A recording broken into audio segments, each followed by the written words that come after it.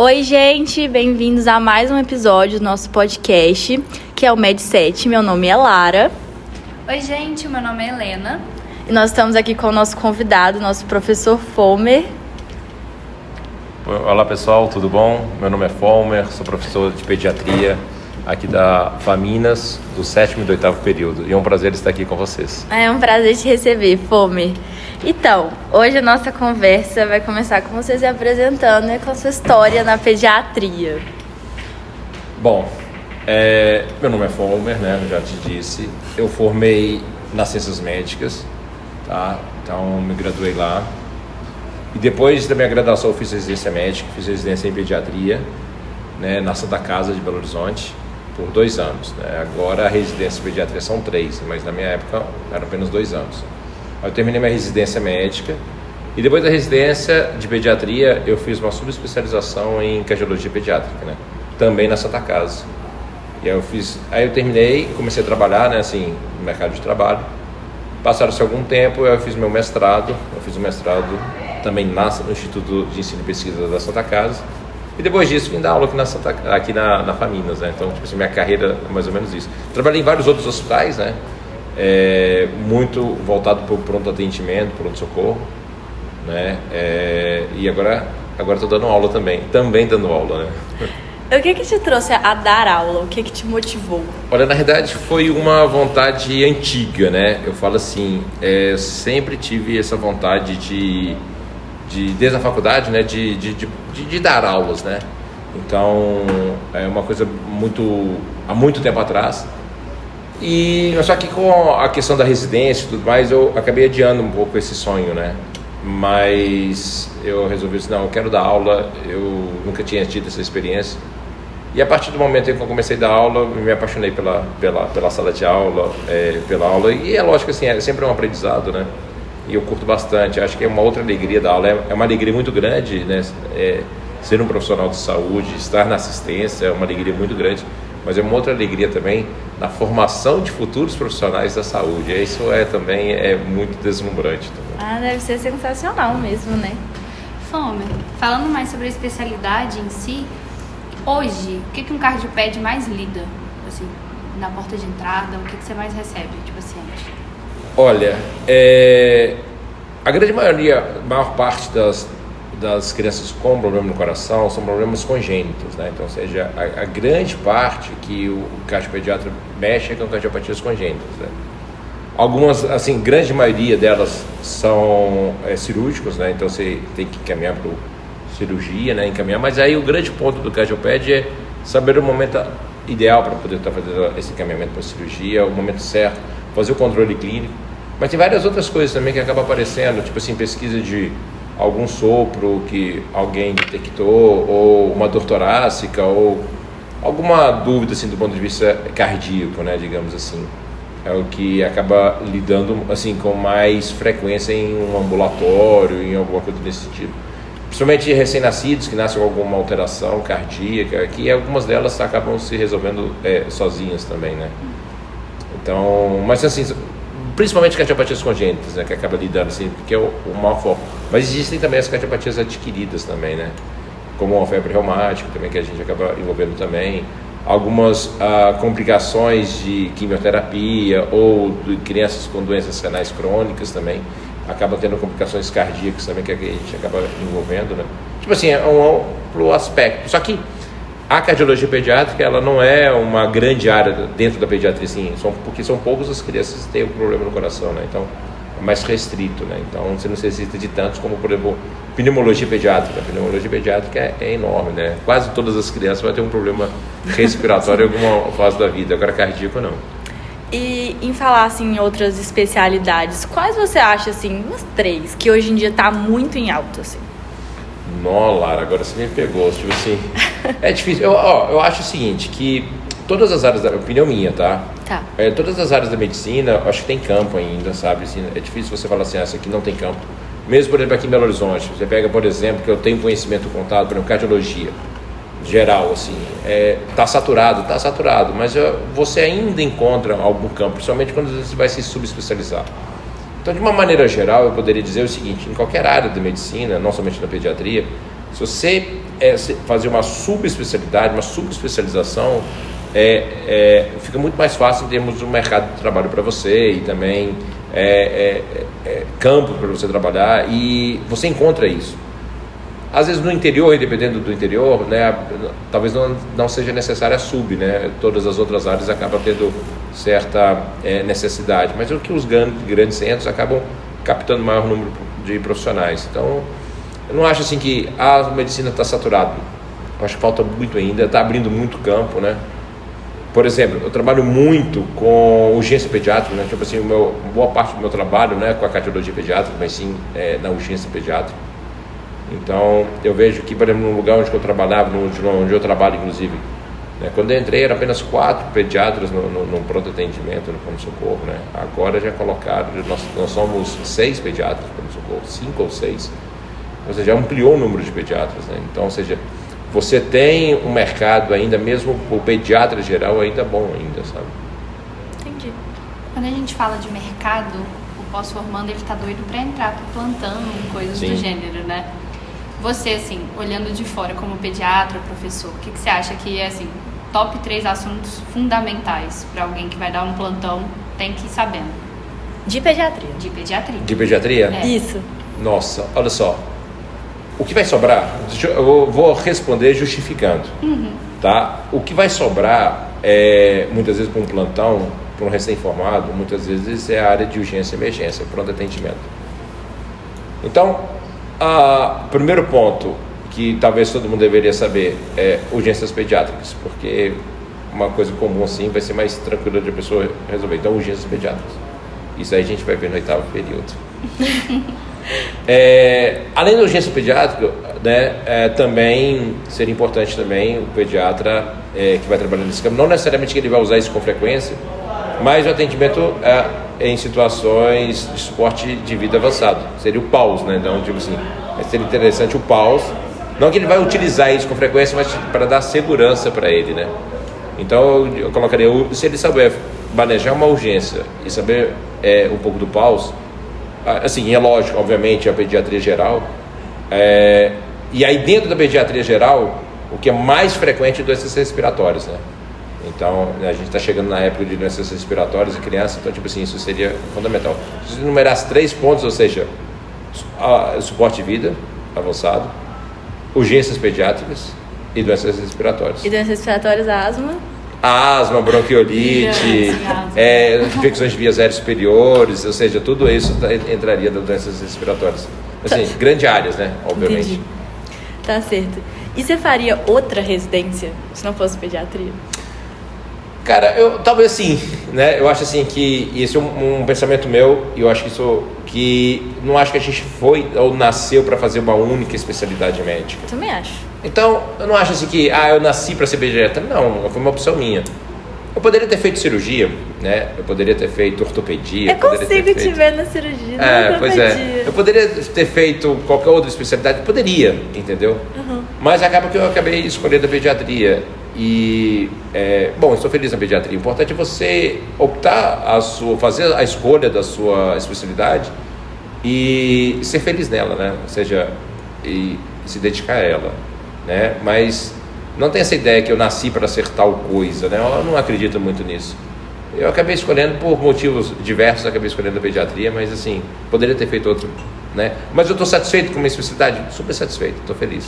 E eu acho essa sua fala super importante. Acho que eu já tinha te falado isso antes, que eu sentia um pouco esse peso na hora de falar assim, meu Deus, mas o que eu vou querer seguir daqui pra frente? Porque eu via tanta gente falando, nossa, eu nasci pra ser isso, nasci pra ser aquilo. Eu nunca tinha sentido esse amor. Eu amo muitas áreas, isso traz uma ansiedade pra mim, mas me conforta, assim, escutar isso, que, tipo, a gente não nasce pra uma coisa, a gente se dedica naquilo, Se dedica naquilo, né? Ou seja, eu poderia ser muito bem um ótimo cirurgião, poderia ser muito bem um ótimo anestesista, sabe? Qualquer outra área.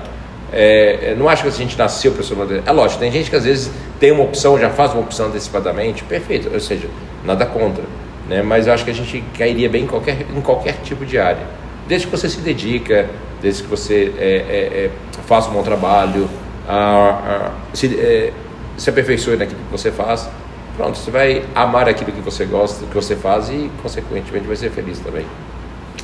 Ótimo. Como professor, assim, quando você olha isso, igual a Lara tava falando, essa ansiedade que vem com as coisas, assim, com a faculdade no geral, acho que a gente já entra sonhando com qual vai ser especialidade, residência e afins.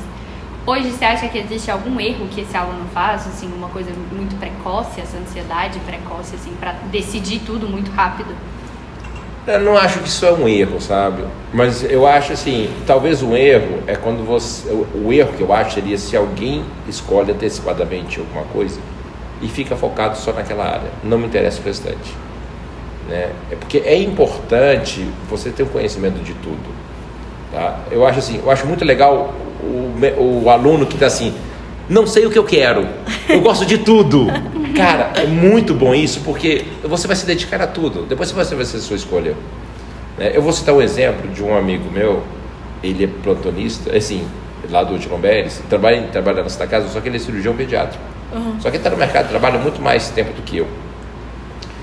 E ele, uma vez, ele me contando num plantão que ele formou na Federal, e na Federal tem muito assim, optativo, você faz optativo, tem o ciclo básico, tem o optativo que você vai fazendo, e você vai montando de acordo com o seu gosto. Ele fez todas as optativas em clínica médica, imagine, tudo. Ele ia falar que ia fazer clínica médica.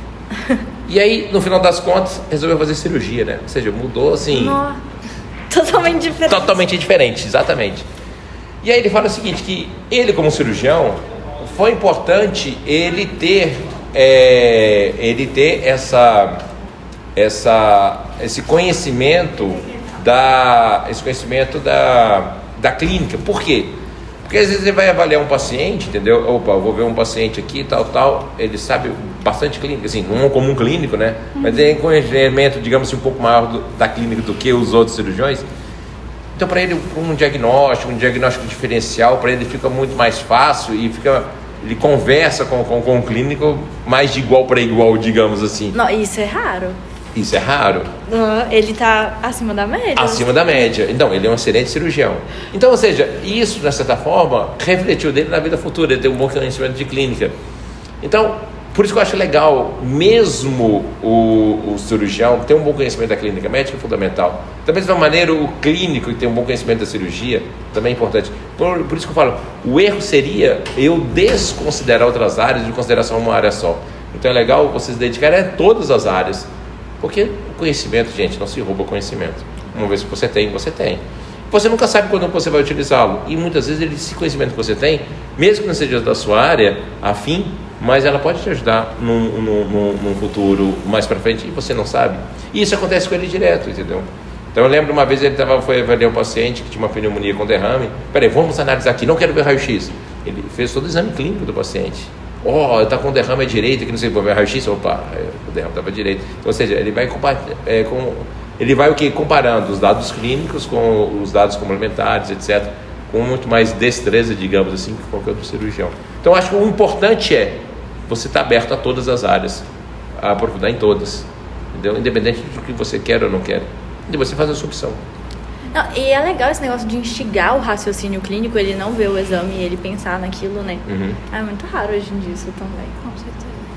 Mas assim, eu tava contando pra Helena antes de você chegar aqui que quando eu era sua aluna, você sabia fazer uma coisa muito legal lá no Simulab, que era fazer o som das arritmias. Sons cardíacos. Exatamente, eu preciso que você faça isso agora. Eu preciso que Deus, você mostre. eu vou fazer isso. Eu preciso que você mostre pra gente. Eu preciso, então, você tem que. Escolha um aí. Mostra pra gente. Às vezes tem que mostrar seu talento nesse podcast. O problema é que eu faço isso diante de um estetoscópio, entendeu? Com a pessoa escutando com o estetoscópio, ou diante do microfone, né? Faz aqui no microfone, talvez será que não escuta? Mas eu não sei se vai aqui, dar, tipo... eu não sei se vai dar muito certo, entendeu? Gente, então vocês vão ter que virar aluno do Foma pra saber, porque isso é muito legal. Fica a promessa pra todo mundo. É um talento que ele tem. E, então, falando assim de arritmia, Foma, como foi pra você pegar o jeito mesmo de escutar no esteto, assim? Treino. Muito treino? É treino. Olha, quando eu comecei a fazer a minha especialização em cardiologia pediátrica, né, a escuta foi treino. Então é o seguinte, eu sentava do lado, muitas vezes a gente fazia muita interconsulta na neonatologia, então muitas vezes nascia uma criança com sopro, que precisava com problemas congênitos, né, então tinha muita interconsulta. Então eu costumava, literalmente, eu pegava um banco, colocava do lado do leito, do bercinho do paciente, pegava meu esteto e ficava lá pelo menos uns 5 minutos, tentando identificar a primeira bolha, a segunda bolha, o pequeno silêncio, o grande silêncio, o que tinha entre um e o outro, como é que é, em cada foco cardíaco. E às vezes em algumas outras regiões do tórax também. Isso foi treino e paciência, entendeu? Identificando. Então, muito na medicina é muito treino, né? Às vezes a gente, aqui na faculdade, a gente passa muito ao passando, digamos assim, muito rápido, né? Às vezes tem muito conhecimento, muita experiência, não tem como a gente passar aqui. A gente pode dar algumas dicas, mas é com treino. Então, a ausculta cardíaca foi assim, com treino que a gente... Você não saiu da faculdade expert? Não, lógico que não, lógico que não. E outra, a gente aprende muito depois que a gente forma. Olha, não fica pensando que eu formei, peguei meu diploma, já estou pronto como profissional. De forma alguma. Doenças aparecem, doenças desaparecem. Gente, quando eu formei, não existia Covid-19. Né? Não, né? O H1N1, não, tipo, você tinha vírus, né?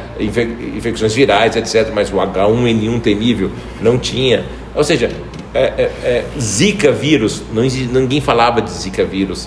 Outro dia eu peguei um livro antigo que eu tenho chamado Red Book, que é um livro de infectologia, né? Não somente pediátrico, mas de vários doenças infecciosas. Procurei lá Zika vírus, não tem. Chikungunya, não tinha.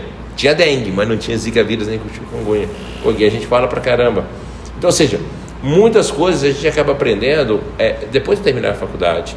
Olha, especialmente na residência médica. Então eu falo o seguinte: a gente sai, por exemplo, da faculdade, eu faço essa comparação, como um diamante bruto. Depois que a gente sai da faculdade e faz uma residência, o diamante ele é polido. Aí fica top, você fica seguro. Você sabe um pouquinho que você está fazendo aquilo. Você tem a segurança daquela conduta sua, daquele seu diagnóstico. Então a residência, ela pode. A gente sai meio assim, opa, posso exercer medicina, mas eu estou inseguro, não tenho tanta experiência, etc. Isso acontece quando a gente acaba saindo da faculdade. Mas quando você faz a residência, o diamante é polido, aí você tem mais segurança. É lógico, naquela área que você está fazendo.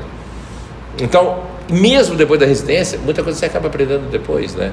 Então, ou seja, muita coisa sobre a ausculta cardíaca, sobre cardiopatias congênitas, eu aprendi muito a minha subespecialização. Às vezes muito sobre arritmia cardíaca, inclusive depois depois que eu terminei minha residência, eu estudei mais ainda arritmias cardíacas, fui pegando mais coisas, ou seja, gente, o aprendizado nunca acaba. Sempre a gente está aprendendo coisas novas. Não somente em coisas de atualização. Atualização é uma coisa, mas não somente atualização, novos conhecimentos vão e vem agregando a gente. Então a formação ela nunca acaba. Verdade. Entrando um pouco nisso que você tinha comentado sobre aprender no plantão, entender no plantão, existe assim algum caso na sua carreira que você ficou assim, nossa, hoje eu tive que aprender algo que um professor talvez nunca conseguiria me ensinar, só que agora na prática, algo às vezes sentimental, alguma circunstância que você ficou assim, olha, nossa. Tem muita coisa, né? Tipo assim, às vezes tem casos, tipo assim, não faço a menor ideia do que seja isso. Isso tem. Apareceu um caso, e aí, o que é? O que você faz quando você não Faça a menor ideia, né? É sério, gente, assim, tem muitas coisas que, tipo assim, aparecem e você, não encaixa com nada, né? Então, ou seja, tem isso. E também tem a questão também de lidar com as pessoas, né?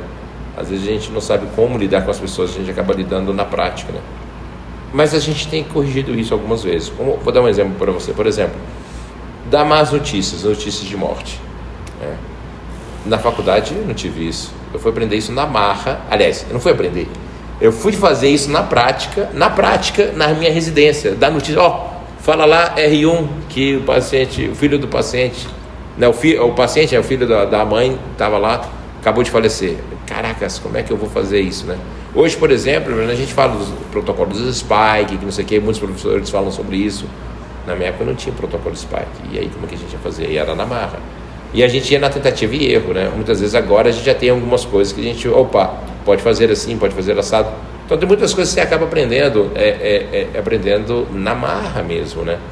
Então, e é tipo assim, isso é ruim, no tentativa e erro, né? Por exemplo, uma coisa que eu falo pro pessoal, né? Tipo assim, você tem que estar seguro naquilo que você está fazendo, né? E ser responsável pelo aquilo que você faz, né? Então, se alguém te pressiona a fazer uma conduta que você não está, você tem que estar ciente disso, né? Teve uma vez que eu liberei precocemente uma criança um pronto atendimento porque estava vomitando, porque a mãe queria muito que ele fosse embora.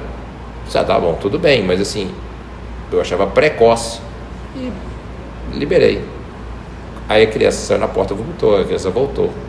Aí eu falei, tá vendo, mãe? Por isso que eu não queria que ele fosse embora tão cedo. E a mãe me deu uma sábia resposta, mas você autorizou. Nossa. Né? Errada ela não tava. Ela errada não estava. Eu falei assim, muito bem, mereci essa. Então, ou seja, então não faça aquilo que, por exemplo, os outros sugerem que você considera que está errado. Entendeu? Ou seja, por mais que seja. Agora, em determinados momentos, você pode acabar cedendo também e fazendo. Tipo, por exemplo, às vezes a gente não quer um determinado tipo de exame, mas os pais querem, e aí você fica livre e você pede o exame, entendeu? Para os pais ficarem tranquilos. Ok. Outra coisa, você acaba dando uma medicação que você sabe que não vai fazer efeito, mas é para a mãe ficar tranquila. Ok. Mas você está sabendo que não é por efeito da criança.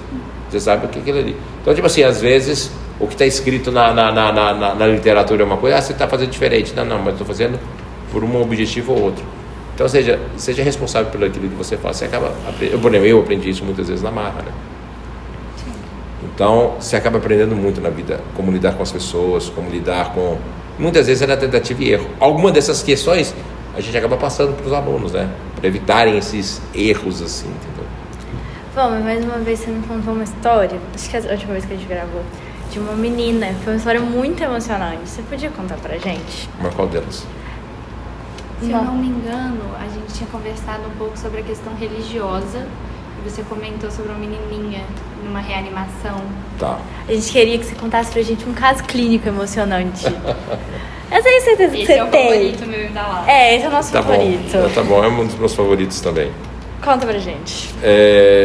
Bom, estava na Santa Casa, eu dava plantão lá na Santa Casa. E eu, como plantonista, eu era responsável pelas intercorrências e as admissões dos pacientes que chegavam lá. Então teve na aula da pediatria e da cirurgia pediátrica também, né? Toda criança que estava lá. E aí tem uma criança que era da cirurgia pediátrica, né? Que entrou em uma parada cardíaca pós-operatório de uma apendicite. Veja, pós-operatório de apendicite, estou tranquilo, estava na enfermaria, não tinha nenhuma outra comorbidade. A menina estava indo bem, de repente a menina parou. Aí nisso eu era o responsável. Então, numa dinâmica da reanimação, eu era o líder porque eu era o plantonista. E vieram vários residentes ajudar, porque tem que ter alguém para massagear, alguém para ventilar e assim por diante. Então, além de ser o líder também, eu estava revezando na massagem cardíaca, né? Mas é porque às vezes a gente precisava também às vezes, assumir duas funções. E nisso, passaram-se 30 minutos de reanimação e a menina, nada. Tipo assim, o ritmo dela, assistolia. E aí um preceptor, um dos preceptores, né, da pediatria falou assim, gente, pode parar e tal. E aí os residentes olharam para mim, porque eu era o líder, eu falei, não, gente, vamos continuar. Eu falei, eu vou continuar porque, poxa, essa menina não tem nenhuma comorbidade, vamos continuar. Nós continuamos a massagem cardíaca, a reanimação, e já foi passando 40 minutos, 50 minutos. Quando tinha 53 minutos, eu lembro assim, completaram 53 minutos de parada, mais ou menos, eu troquei, né, um outro residente assumiu a massagem, e eu falei assim, gente, já fizemos tudo, já tem 50, já tem quase 1 hora. Aí eu pensei assim, essa alma dessa criança, ela vai para o céu, né, não vai voltar. Vou encomendar essa alma à Nossa Senhora. E aí eu resolvi rezar, lembrei de uma irmã muito famosa, antiga em Belo Horizonte, Irmã Benigna, que ela gostava de rezar muito a Salve Rainha. Eu falei, vou rezar uma Salve Rainha, né? Aí eu rezei uma Salve Rainha, mentalmente, é lógico, não estava rezando alto lá, né? Então eu rezei uma Salve Rainha. Então quando eu disse o Amém, né? A gente foi verificar exatamente, Amém, o monitor dele começou a apitar e a gente foi verificar o ritmo voltou ao ritmo sinusal. Bom, eram 52, 53 minutos de parada, então, ou seja, é muito tempo de parada. Então, tipo assim, sequela neurológica, ou seja, absurdo. Só que ela tinha vantagens, que ela não tinha nenhuma comorbidade. Foi iniciada a reanimação e de imediato, tipo assim, demorou 2 minutos para a gente começar a reanimação. Tava eu e um outro residente também, grandão também, tipo assim, fazendo reanimação, eram só nós dois na massagem, tinha outras pessoas da ventilação, tipo assim, poxa, foi tudo bem feito, né? Não era um residente R0, né? Ou seja, não. Então, ou seja, tecnicamente estava bem feito, então tinha boas condições, né? Eu levei para o CTI, o pessoal lá me descascou, porque 52 minutos de parada, menina. Mas, em compensação, o cirurgião pediátrico, né, que fez a cirurgia, virou para mim, bateu nos meus ombros e falou assim, obrigado por você ter insistido, né? Porque algumas pessoas tinham... Eu agradeci a Deus e falei assim, bom, agora vamos ver. Na semana seguinte, uma semana depois, exatamente 7 dias depois, eu fui procurar essa menina. Ela estava no leito, na enfermaria, e eu encontro ela jogando um baralho de cartas com uma coleguinha, como se nada tivesse acontecido. Então, tipo assim, você vê que foi muito bom, muito, assim, muito satisfatório, né? Sim. A gente fazer tudo que a gente possa fazer para salvar, e a gente acaba pedindo a Deus também, né? Deus ajuda quem quando a gente não tem mais nenhuma outra coisa, assim, ajuda. Ou seja, tem uma frase de um sacerdote que eu tenho uma certa devoção. Ele falava o seguinte: olha, fazei tudo como se dependesse só de você, e rezai, orar como se tudo dependesse da sua oração. Então eu acho que é isso. Eu amo esse caso que você conta, ele é muito bom. Você tem mais algum caso pra você contar pra gente? Nossa, você quer casos bons ou casos tristes? Ah, não sei, a gente deixa você escolher agora. Você já entregou esse caso super forte, pode escolher.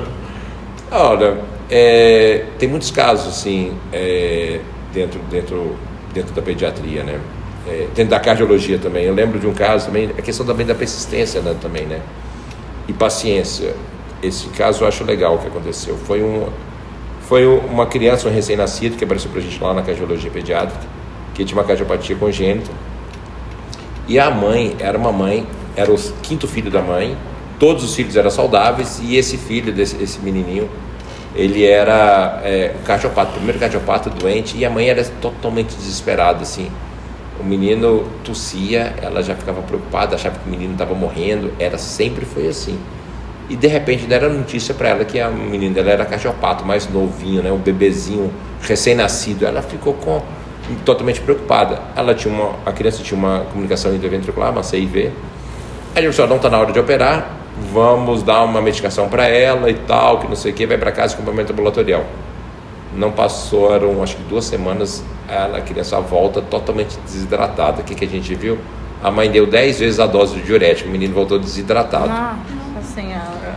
E a mãe está mais desesperada ainda. E a gente hidratou a criança e não conseguimos compensar a criança, tá? Me vinha insuficiência cardíaca. Aí a gente resolveu assim, vamos indicar cirurgia. Aí vamos indicar cirurgia na criança. Aí foi para o bloco cirúrgico, né? Assim, não foi de urgência, mas naquela internação que a gente não estava conseguindo controlar clinicamente. Fez a cirurgia. No CTI, o menino teve pneumonia, teve sepse, ficou internado por longo prazo por causa disso, teve derrame pleural, teve um monte de complicações. Passaram aí mais ou menos alguns meses de vida, já estava com uns 3, 4 meses, ele recebe alta, volta para a enfermaria e volta a complicar novamente. A gente não entende o porquê, repete exames e descobrindo que ele tinha um anel vascular que a gente não tinha diagnosticado antes e estava descompensando ele novamente. Então voltou para a cirurgia para fazer a cirurgia de correção do anel vascular. E aí mais um tempo no CTI, mais complicações no CTI. Fim de resumo, com 6 meses de idade ele recebe alta, com 2 cirurgias cardíacas e 4 meses dentro de um CTI. Gente. E aí a mãe virou para mim e falou assim: doutor, agora para ficar tranquilo, que eu sei agora o que é menino grave. O menino agora pode vomitar, estripa o coração, que eu sei, isso aí não é grave, pode ficar tranquilo. 1 ano depois, esse menino aparece lá com a gente, a mãe voltou com ele lá pra gente. Ele já estava grande, gordinho, esperto. E assim, um outro caso assim, gratificante também, né? Tipo assim, que você tem, tipo assim, caso complicado, né? Complicou, mas no final das contas acabou dando tudo certinho. É gratificante mesmo. Quando a gente pensa, essa parte assim, eu pelo menos sou muito curiosa, como que é o dia a dia de um pediatra? No sentido assim, tanto como foi na sua residência, que a galera fala que residente tem tempo pra nada. Isso é verdade. Quanto hoje em dia, como que é? Não, eu acho assim, isso é muito variável, porque é só uma grande... Lógico, na vida de residente, realmente o tempo é meio curto, né?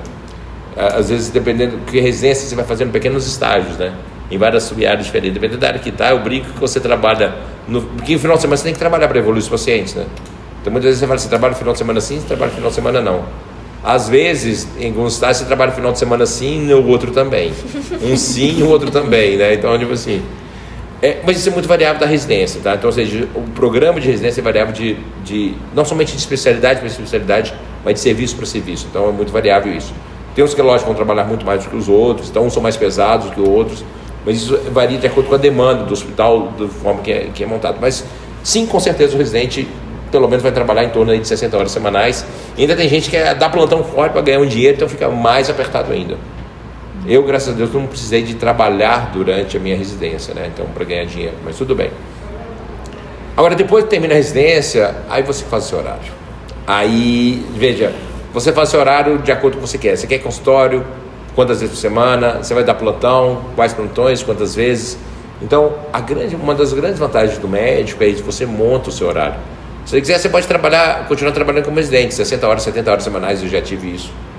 Ou você pode ficar ainda mais tranquilo, trabalhar 30 horas semanais, trabalhar 40 horas semanais. Então, ou seja, o tanto quanto que você for trabalhar vai depender da sua vontade. Então, e como você quer trabalhar? Quer trabalhar só em hospital? Não, quero trabalhar com consultório, quero trabalhar... Ou seja, a diversidade de campos e de forma de você for trabalhar é muito grande dentro da medicina.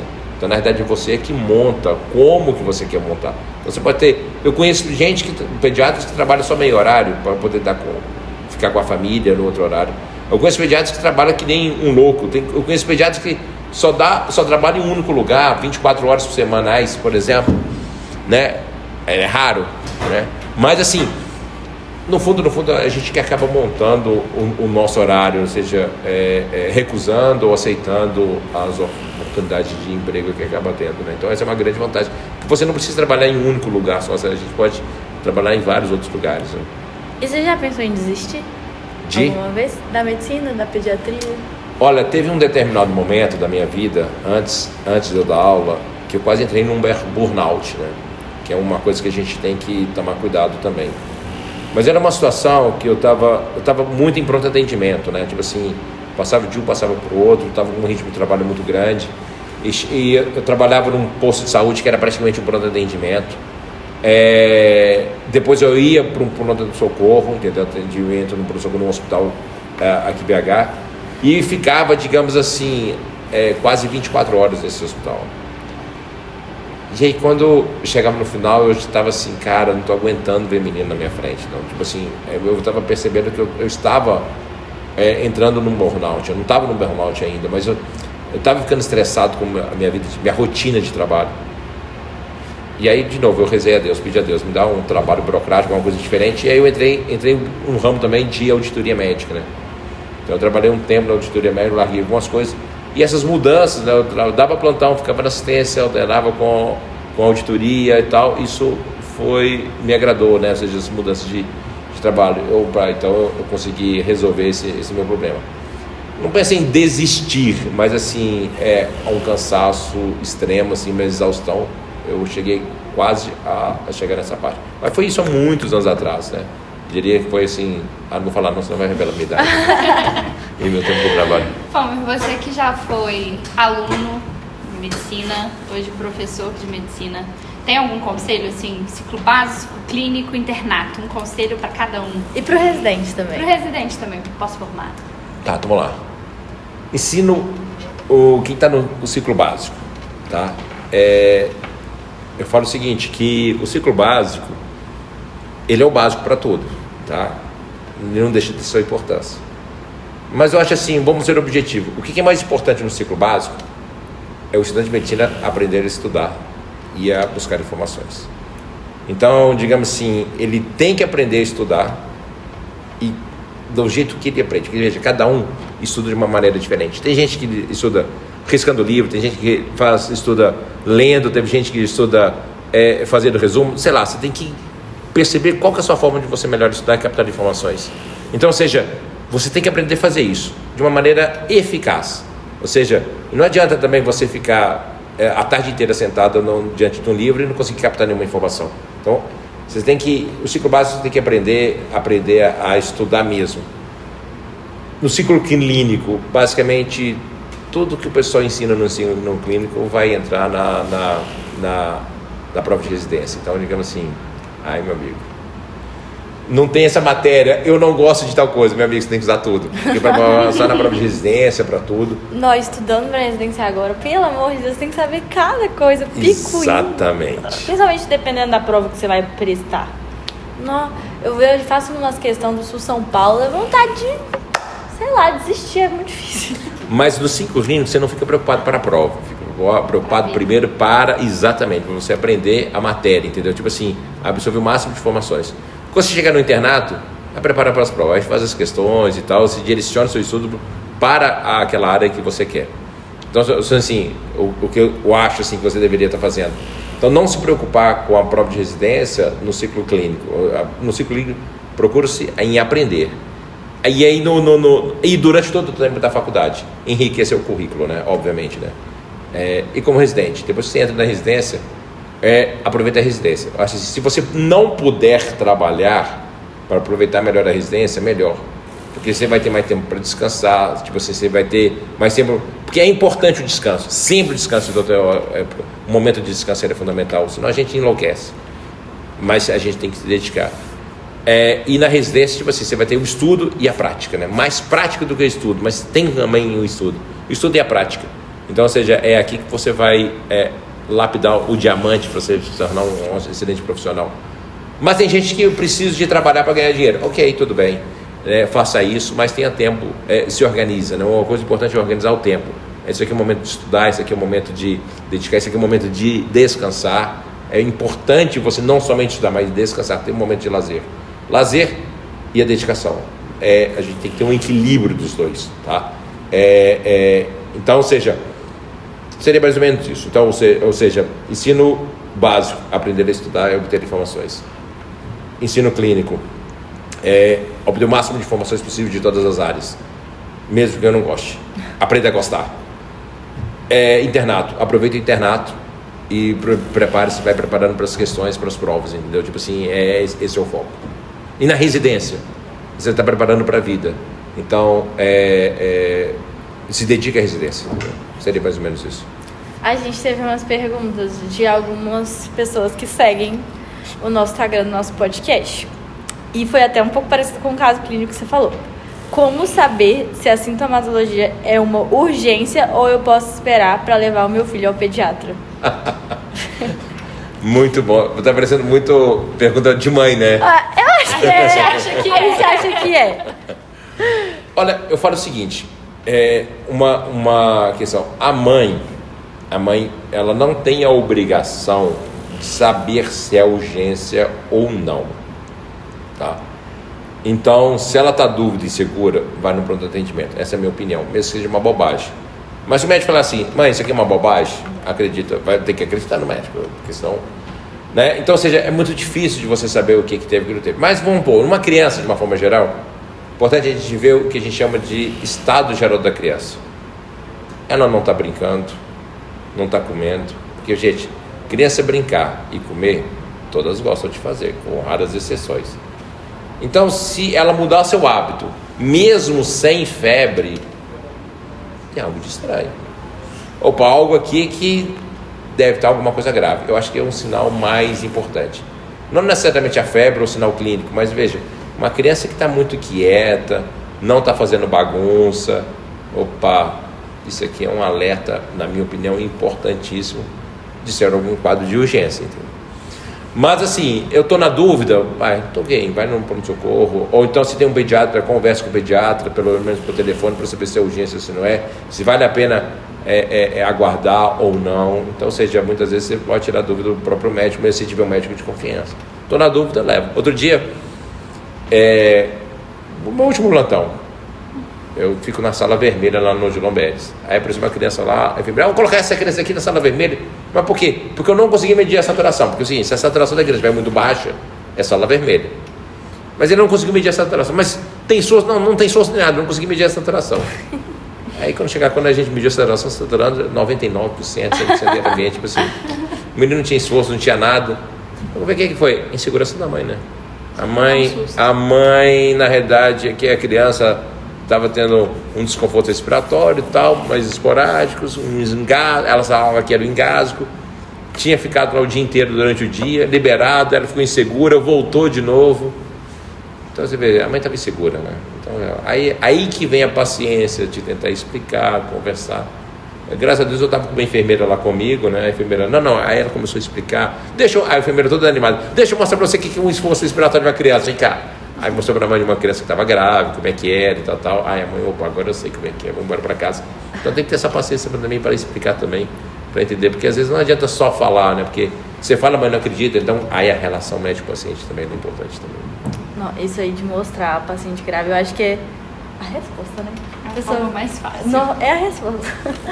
Inclusive tem outro caso, se você me permite, né? Justamente isso. Eu era residente na época, já tem um bom tempo. E eu estava lá na Santa Casa, admiti uma criança com pneumonia. Eu estava admitindo a criança, uma criança com pneumonia, estava na UPA e o médico mandou internar. E eu falei assim, poxa, uma pneumonia, uma criança não estava independente, a criança maior, tipo assim, de uns 2, 3 anos, marco formal de 6 meses. Não estava dependente de oxigênio, não estava com esforço respiratório importante, estava levemente taquipneico, tipo assim, poderia estar em casa. Eu pensando na minha cabeça. E o médico, não tem nem noção, pediu internação dessa criança, tipo assim, médico sem noção, pensei. Aí no final da admissão a mãe falou assim, pois é, doutor, o médico lá não queria fazer internação, eu rodei a baiana para internar esse menino. Aí eu falei, agora eu entendi porque que o médico mandou internar esse menino. Só que ela, na época, as enfermarias eram todas misturadas. Hoje na Santa Casa o pessoal tem que separar, tipo assim, cardiologia aqui, oncologia ali, né, tal, pediatria geral ali. Só que o menino internou num lugar que o menino que estava na frente dele era o menino que estava fazendo um tratamento oncológico de leucemia. Então ele estava todo carequinho, magrinho, desnutrido, caquético. Tadinho. Um de um lado, e tinha outros dois do lado dele, que os dois com pneumonia, com derrame pleural, com tórax, com dreno torácico, assim, com falta de ar, oxigênio, tal. E o menino bom. Dela lá, assim, correndo para lá e para cá, né? Aí, não passaram 2 horas da internação. Senhor doutor, eu estou vendo que meu menino realmente está bom, o médico lá tinha razão. Não precisa ficar aqui não, você me dá alta. Agora eu não posso me dar alta. Ai, gente. Aí, só que infelizmente ele teve que passar o final de semana inteiro, porque era o final de semana, depois da alta, né? Então, ou seja, teve isso. Ele não pegou pneumonia? Eu não me lembro. Não, ele já estava com pneumonia, né? Ele já estava com pneumonia. Entendi. Já entendeu com pneumonia. Lidar com mãe é a parte mais difícil? Mas você tem que ter paciência, viu? Uma característica do pediatra é isso, paciência. O pediatra tem que ter paciência, na minha opinião, né? Para poder, paciência com as mães, principalmente, acostumar com os choros das crianças, ter paciência, tá? E gostar de criança. Acho essas 2 características. Não necessariamente quem tem essas 2 características tem que ser pediatra, mas você um pediatra, você tem que ter paciência e gostar de criança. Então você tem que, ou seja, com paciência você acaba lidando com as mães também. Tá? Não sei se eu tenho Você tanta faria paciência. mais especializações dentro da PED hoje? Olha, que tá. Teria vontade?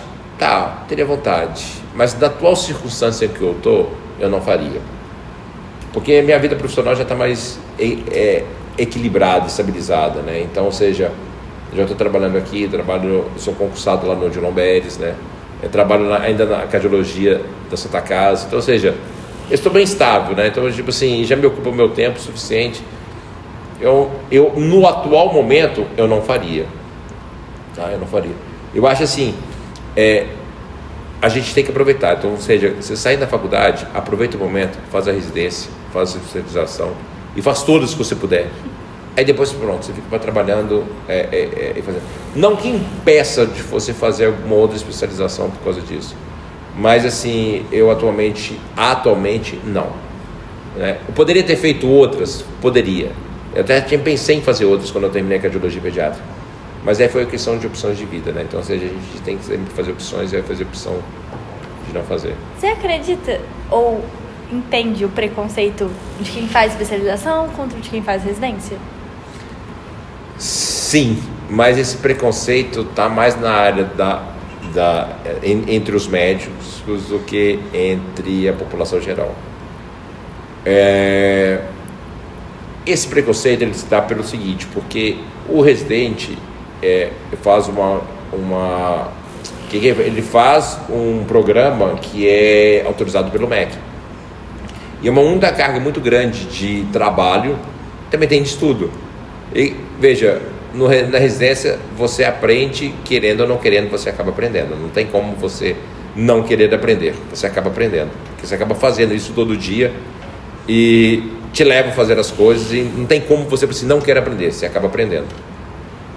As outras formas de especialização, você tem especialização que não é autorizado pelo MEC, mas você faz a mesma carga horária que o residente, só não é autorizado. Ou então você faz cursinhos e acaba trabalhando em algum serviço, e aí você não tem a mesma dinâmica que você tem no caso da residência. Mas aí as pessoas acabam, digamos, meio que criticando e assim por diante e tal. Mas eu te falo que é uma bobagem isso, porque conhecimento, ele é adquirido. Não importa a forma que você adquire, mas se você adquire de uma maneira correta, sem vícios, ok, não há problema nenhum. Veja, a minha residência foi muito focada para pacientes em internação, CTI, enfermaria, tá certo? Foi muito pouco em ambulatório e pronto atendimento. E eu trabalho basicamente em pronto atendimento. Então, veja, o que eu trabalhei, o grosso do meu trabalho, foi em pronto atendimento. Minha residência não teve tanta formação em pronto atendimento. Mas por quê? Com o passar do tempo, eu acabei adquirindo essas habilidades, porque é aquilo que eu trabalhava. Então, esse é um ponto interessante. Você vai fazer residência, muitas vezes a residência é focada para uma determinada área. Mas você acaba trabalhando em uma outra área afim, mas não é aquela específica que você fez. E você pode perfeitamente ser um excelente profissional. Então, da mesma maneira, a pessoa faz a sua especialização que não seja uma residência, na minha opinião, ele vai ter a mesma capacidade de trabalho que o outro que fez uma residência. Ou seja, a mesma segurança. Pode ser que demore um pouquinho mais para adquirir a presteza e a habilidade, pode ser que mas ele vai chegar lá também, da mesma maneira. Isso não é um empecilho, entendeu? Mas existe esse preconceito. Eu fiz residência é top. É como se fosse um MBA, você fez uma especialização. É como se fosse assim, uma coisa nesse sentido, né? Mas é uma bobagem. Eu acho que conhecimento é conhecimento e essa especialização é importante as pessoas estarem fazendo. Entendi. Fome. Eu acho que para além dos alunos te conhecerem por ser um mestre da pediatria na família, porque todo mundo fica ansioso para ser seu aluno, todo mundo te conhece pelo seu gosto, principalmente. Para quem vocês não estão vendo ele, mas ele tem chaveiro de Star Wars, chaveiro do Homem-Aranha, você tá com a blusa do Capitão América. Então, assim, seu gosto é bem claro. Então, a gente queria saber uma indicação de um livro, uma indicação de um filme. Nossa, e um podcast. Mãe do céu. Aí eu acho que a gente podia fazer um recorte, assim, o Fomer médico e o Fomer em casa, de boa, o que o Fomer assiste. Aí pronto, a gente deu duas opções. Nossa senhora, muito. É pra encerrar o podcast mesmo. Você vai ter que. Todo mundo responde essa pergunta. Então vamos lá. O livro. Um livro, puxa vida, olha. Fomer médico e Fomer. Tá, Fomer. Eu falo assim, um livro que. Bom, aí tá, aí vem uma parte mais religiosa minha também. Um livro que me marcou muito a minha vida, digamos assim, foi um livro de Léo Treze, é um padre. Ele escreveu assim, A Fé Explicada, sabe? É um livro que eu li que, poxa, mudou muito o meu entendimento sobre a Igreja Católica, sobre a religião, tipo assim, foi quase um divisor de águas, assim, pra mim. Então, poderia dizer assim, um livro, assim. Depois você falou o quê? Um filme? Um filme.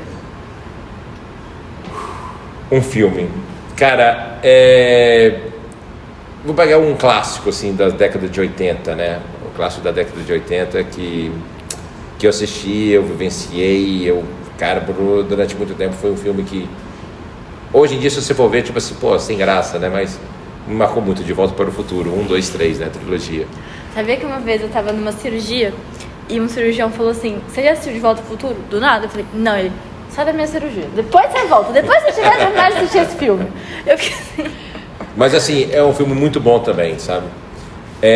Star Wars, a trilogia de Star Wars, eu gosto muito dessa trilogia de Star Wars. Eu acho que dá pra relacionar muito a vida do ser humano. Por que me chamou a atenção muito de Star Wars?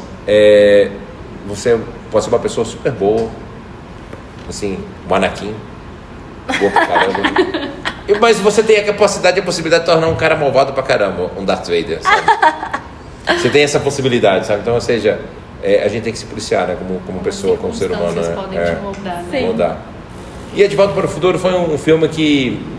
um filme muito marcante, porque às vezes você tem que ver... Assim, é um filme... O rapaz, ele volta para o passado, muda um pouco a história, Mas é interessante que, tipo assim, o futuro, na prática, ele está aberto pra gente, né? A gente pode construir o nosso futuro, né? A gente pode, talvez, não viajar para o passado, mas a gente pode mudar o presente com paciência, tá certo?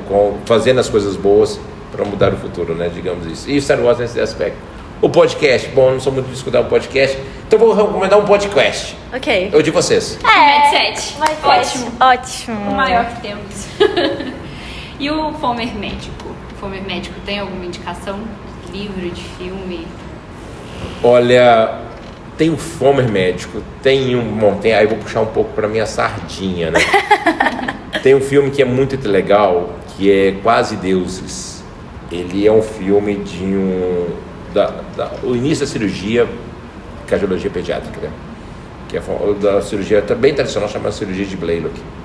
Então conta a história, né? Então foi uma pediatra que aprontou, temos um problema com a criança cianótica, a tetologia falou, aí o cirurgião Blaylock, ele resolveu, vou tentar fazer uma cirurgia para corrigir isso, para melhorar a vida dessas crianças. E ele conseguiu fazer os experimentos por causa de um marceneiro. Que isso, que legal. Um marceneiro negro, na década de 40, 30, 40, nos Estados Unidos, e ele que fazia cirurgia nos cães, né? Para poder simular a doença cardíaca congênita e depois a correção. Então, esse marceneiro, ele ajudou muito esse cirurgião Blaylock. Agora eu quero ver esse filme. Também. É sensacional, eu recomendo para todo mundo esse Incrível. Esse livro, né? Então, esse filme, né? É interessante em termos de superação, de como é que fala? Persistência e assim por diante, né? A gente não pode desistir dos nossos sonhos, mesmo que sejam distantes, não desistem, sabe? Eu acho que esse é um ponto. Acho que esse filme é um filme muito legal.